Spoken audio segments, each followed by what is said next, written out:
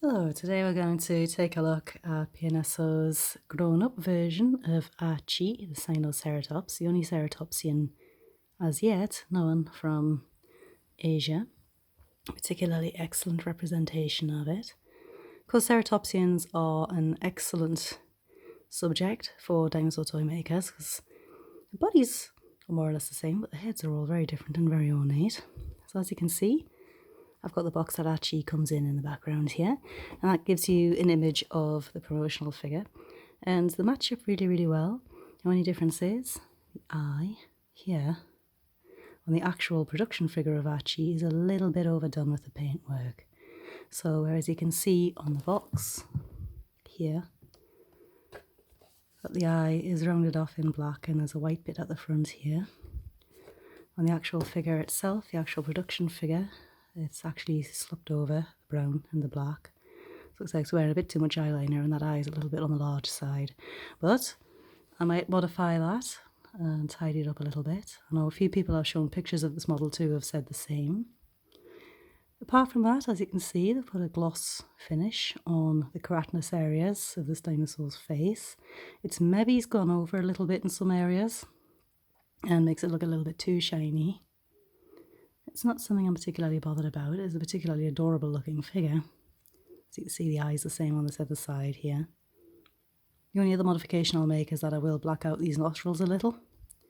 So nitpicks aside, I'll take a closer look at the merits of this model because there are plenty of those. As you can see, there's very few seam lines here.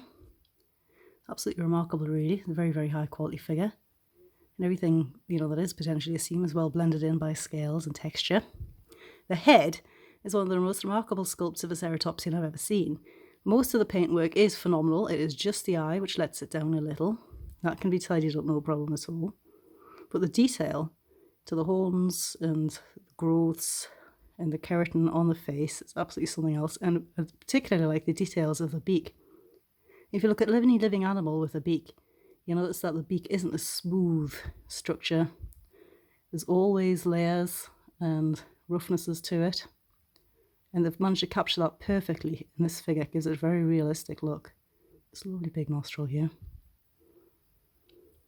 Nice choice of colours, and as you can see, it's generally very well applied. Some lovely blending in the horns around the frill, into the frill itself.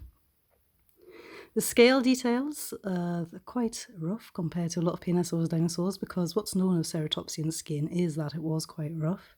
They've also chosen to put all these little extra sort of ornate scales in the skin, which is a very nice touch. Unlike Collector, they haven't put a crest of fluff along the hips, which is nice to see.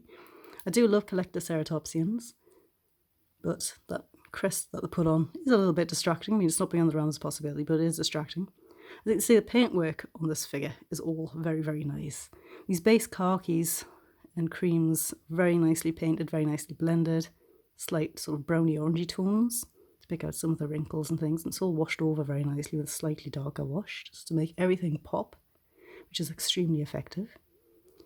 What is known of ceratopsian skin is that they did have these big sort of tabular scales on the underside, and that's captured beautifully here, and it's difficult to see in this light, but the shape of the belly on this ceratopsian is excellent. This is the first PNSO ceratopsian I've chosen. And again, this is another one that Alan got me for Christmas. I made him draw a name, but he drew more than one from a list that I gave him. And this is one of them. And I love the way the belly is shaped here. It gives you a real sense of the internal organs, and there's a real sense of movement in the pose here as well. It's a nice pose, not too neutral. Again, a lovely shape of the feet and the little scales on the undersides of these. Really is an absolutely stunning figure. You can really see how the colours pop on here. Minor seam around the head, but it's quite well blended. There is, of course, the old cloacal vent. The tail is perhaps a little bit on the long side. I'm not going to worry too much about that because individual variation.